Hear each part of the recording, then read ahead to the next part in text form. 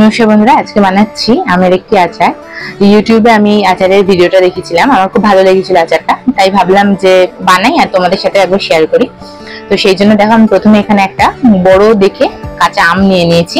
আমটার আমি খোসা ছাড়াইনি, কিন্তু আমটাকে খুব ভালো করে মুছে শুকিয়ে নিয়েছি, একটুও যাতে জল না থাকে গায়ে সেইভাবে শুকিয়ে নিয়েছিলাম।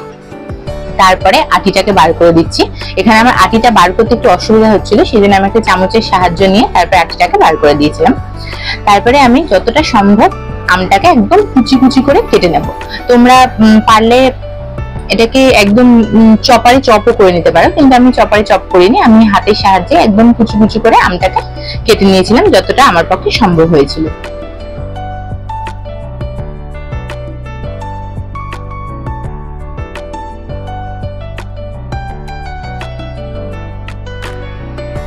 দেখো, আমগুলো আমার অনেকটা এরকম সাইজের হয়েছে।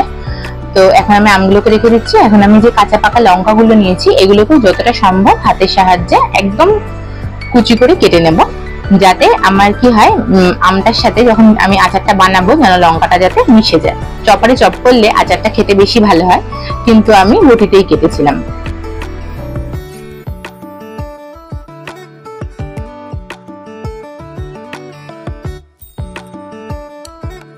এখন আচারটা বানাতে আমার যা যা লাগছে সেগুলো আমি তোমাদের দেখিয়ে দিচ্ছি। লাগছে আমের কুচি, কাঁচা পাকা লঙ্কা, আর একটু আদা আর রসুনটাকেও আমি কুচি কুচি করে কেটে নিয়েছিলাম। এখন একটা তাওয়াতে আমি 2 চামচ সাদা জিরে, 2 চামচ ধনে গুঁড়ো, 1 চামচের একটু কম মেথি আর 1 চামচ মতো মৌরি দিয়ে শুকনো খোলায় খুব ভালো করে ভেজে নিয়েছিলাম। 1 মিনিট মতো ভেজেছি, বেশি ভাজিনি, বেশি ভাজলে মশলাটা পুড়ে যাবে, তেতো হয়ে যাবে, খেতে কিন্তু ভালো লাগবে না। তো 1 মিনিট মতো ভাজার পরে আমি এটাকে তুলে নিচ্ছি। এবার এটাকে আমি ঠান্ডা হতে দেবো। ঠান্ডা হয়ে গেলে তারপরে আমি গ্রাইন্ডারে গ্রাইন্ড করে নেব।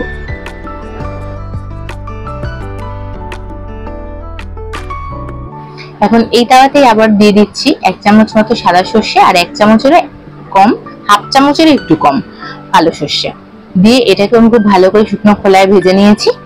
নিয়ে এটাকে নুন দিয়ে আমি গ্রাইন্ডারে গ্রাইন্ড করে রেখে দিচ্ছি।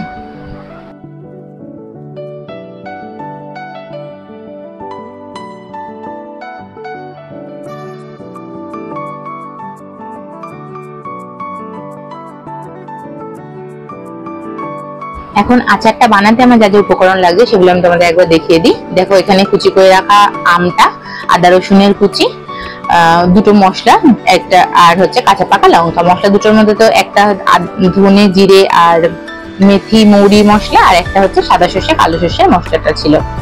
এখন আমি এখানে একটা কড়াই বসিয়ে দিয়েছি। কড়াইতে পরিমাণ মতন সর্ষের তেল দিয়ে দিয়েছি, তেলটা একটু বেশি পরিমাণে লাগবে। আর দিয়েছি 1 চামচ মতন কালো জিরে আর সামান্য একটু হিং দিয়েছি ফোড়নে।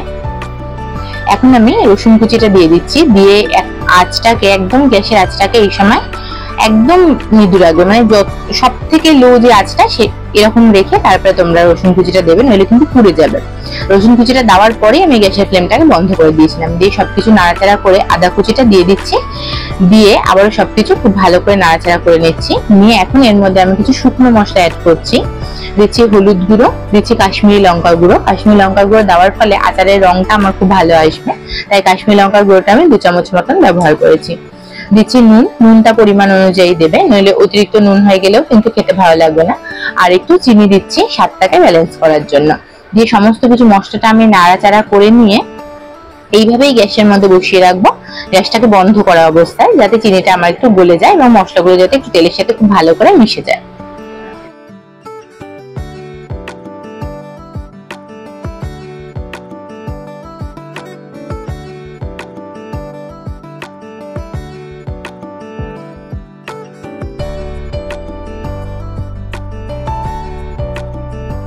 এখন চলো আচারটা বানানো শুরু করি।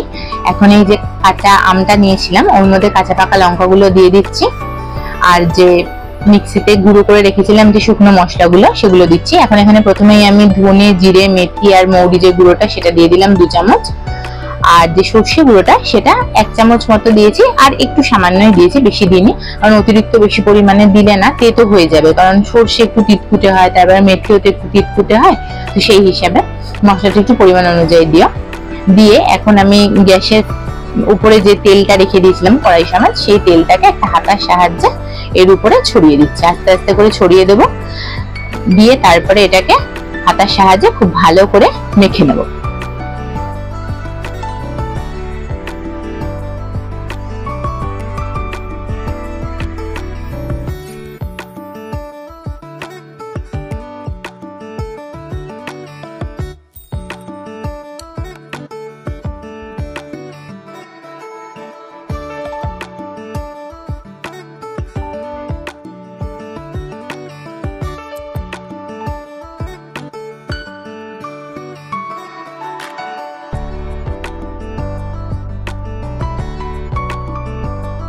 আচারটা আমার তৈরি হয়ে গেছে।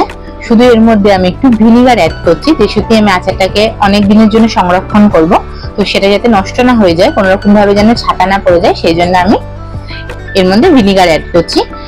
দিয়ে আমি এটাকে ভালো করে মিশিয়ে নিচ্ছি। আবারও মিশিয়ে নিয়ে এবার একটা এয়ার টাইট কন্টেনারে তোমরা এটাকে ভরবে।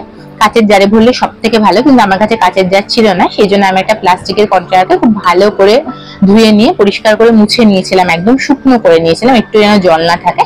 তার মধ্যে এবার আমি আচারটাকে ভরে নিয়েছি। এখন এই আচারটাকে তোমরা এভাবে রেখে দিতে পারো, আর যখন যখন রোদ উঠবে 1 সপ্তাহ অন্তর অন্তর এই আচারের ঢাকনাটা খুলে এর মুখে একটা সাদা কাপড় বা যে কোনো একটা পরিষ্কার কাপড় বেঁধে এটাকে রোদের মধ্যে দিলে আচারটা অনেকদিন থাকবে। তো রেসিপিটা আমার তো বেশ ভালোই লেগেছে, খেতে যথেষ্টই ভালো হয়েছিল। তোমাদের ভালো লাগলে অবশ্যই আবার ট্রাই করো। ঠিক আছে, তো চলো আজকে রেসিপিটা এই পর্যন্তই। সবাই খুব ভালো থেকো, সাবধান থেকো, সুস্থ থেকো। আবার অন্য কোনো রেসিপি নিয়ে খুব শীঘ্রই দেখা হবে। টাটা।